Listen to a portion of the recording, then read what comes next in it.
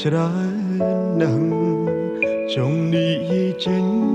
ខ្លងឲ្យបានធូរតែទឹកភ្នែកចេញតែ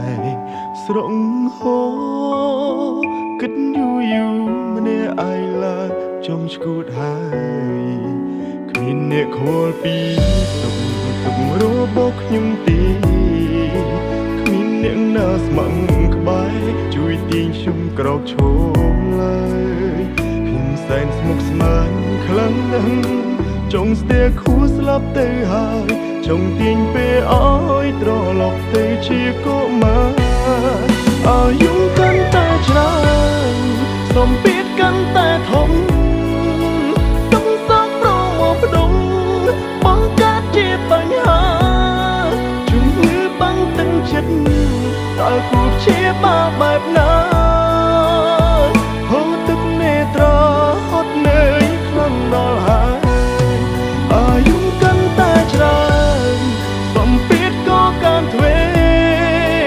បញ្ហាចូលហោហើយតែរួចតែជួបទុំអិនស្បើយគ្មានអ្នកចាំលើកទឹកចិត្តក្រៅពីខ្លួនឯងឡើយជីវិតអើយងងឹតឈឹងគ្មានគោលដៅ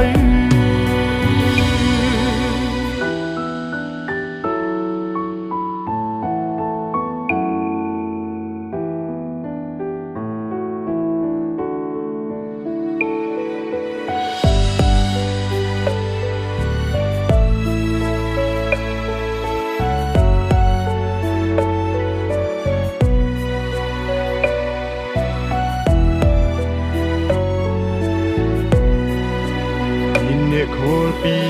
ទុករបស់ខ្ញុំទេគ្មានអ្នកណាស្មឹងក្បែរជួយទាញខ្ញុំក្រោកឈរឡើយខ្ញុំសែនស្មុគស្មាញខ្លាំងណាស់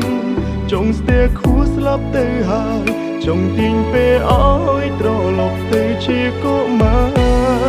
អាយុកាន់តែច្រើនសម្ពាធកាន់តែធំទុំសោកប្រមកផ្ដុំបង្កើតជាបញ្ហាជំងឺបាំងទឹកចិត្តតើគួរព្យាបាលបែបណាហូរទឹកនេត្រាហត់នឿយខ្លាំងដល់ហើយអាយុកាន់តែច្រើនសម្ពាធក៏កាន់ទ្វេ